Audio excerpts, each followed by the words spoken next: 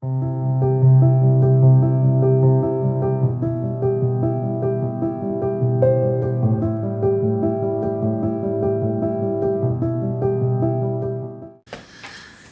was saved when I was 9 years old at Willow Baptist Church. Now, as a 9-year-old, you don't fully understand the scope of what being saved is and salvation. And I still believe I was saved, and I had that. But as a teenager, I kind of, what teenagers do, kind of drifted away and that kind of stuff. And then I got married and got back in church. Well, I stayed in church the whole time, but got serious about church as I got married and family come along and got more serious about that. But God really began to work with me probably 15 years ago, I guess it was, maybe 20. He really started to work on me about what He's done for me, the price He paid for me, and the grace that He shows me. And that's what's about for me now. And that's my testimony. I don't have no glamorous testimony like doing some revelation. It was kind of raised in church, so I knew church, but I didn't know serving Christ until later on in life.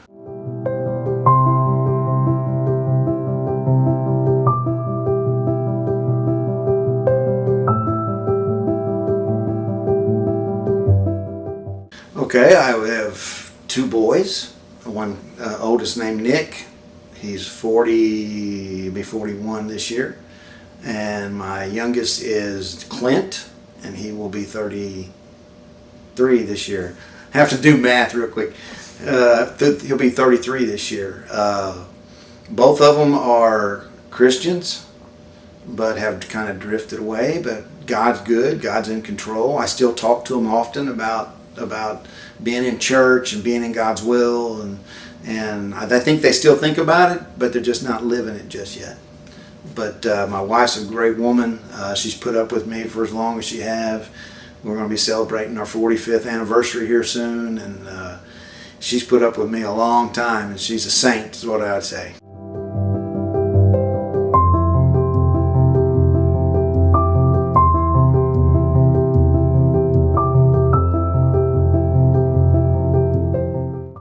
Okay, this is a tough one because I've been at First Southern for over 40 years, and I got a lot of memories in First Southern Baptist Church. It's hard to name my favorite because I've had so many, but the one that just amazes me most, it's so funny, is my wife's pregnant with her first child, and we're sitting in church on Sunday night, and he's moving around in her belly, and the knots and all that stuff's going on, and I just made a note with a scrap piece of paper and said, I want out of here. It's sitting in church. I put that on there.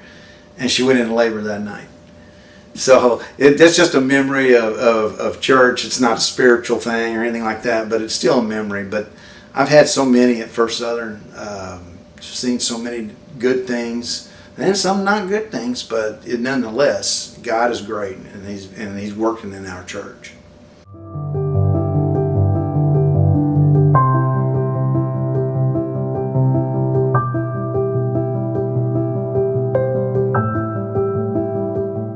Well, that's another good question. As you know, recently been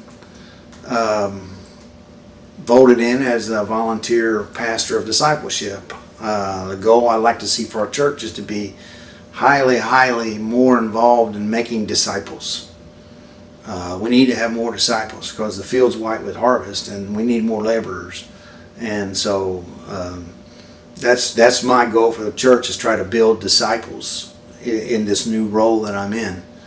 So that's what I see a goal for our church is, to make more disciples and to gather the sheep, as Scripture would say.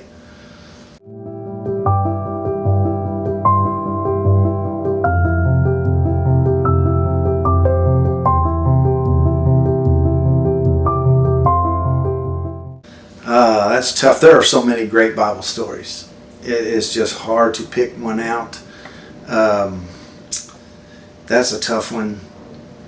I guess Peter's, this is another kind of odd thing, but Peter's denial of Jesus Christ And Jesus' acceptance of Peter after his denial is one of my favorite stories, because I relate to Peter. He's just my favorite disciple because Jesus showed amazing grace to Peter after he had denied him and all the stuff that Peter went through, and Jesus still said, "You're the rock. You're going to be. Your name is Simon." Bar Jonah is what he called him. And then Peter's just one of my favorite disciples, and the story of Peter is one of my greatest stories in the Bible.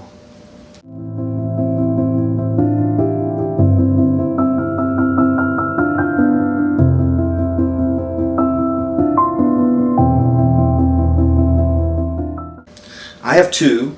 This one's an easy one for me because I have two. Jeremiah 29:11, it says, and I probably won't say this verbatim, but it says that I have plans for you in the future to prosper you. And that's one of my favorites, and that's not all of it, but Jeremiah 29:11. And my second favorite is John 15:16.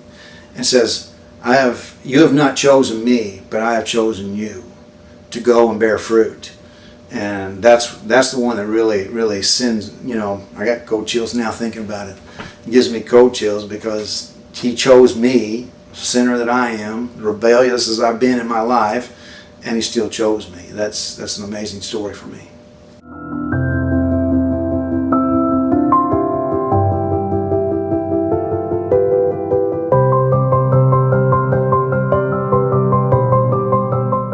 Oh, that's just amazing. I mean, you probably don't have enough film for that.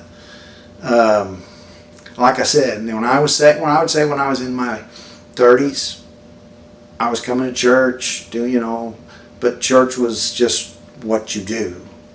And over the years, I taught Sunday school for many, many years and not taking it very seriously as I should.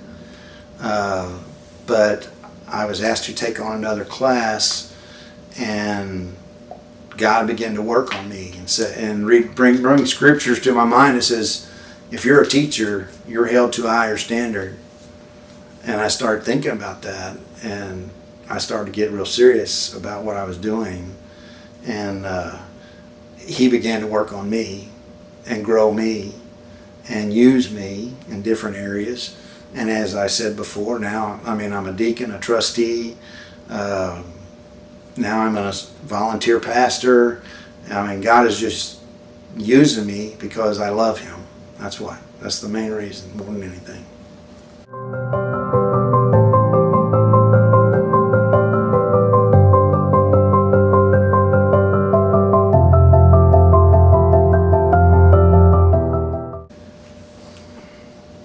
I would say yes, he's always been a part of my life.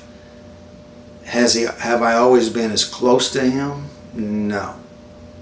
That middle years, I more or less went through the motions, but like I said before, in the last 20 or so, he's everything to me.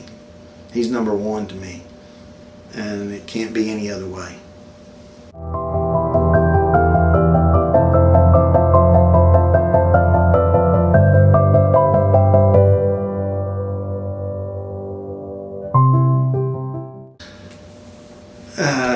I was just listening to one today, old Christian song, old. I get two, one modern, one old. Sure thing.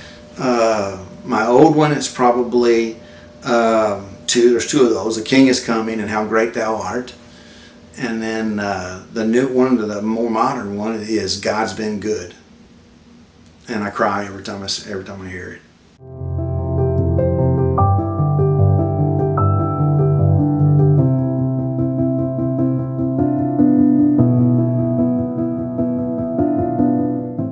To a believer, I would say, be strong and courageous, as it says in Samuel.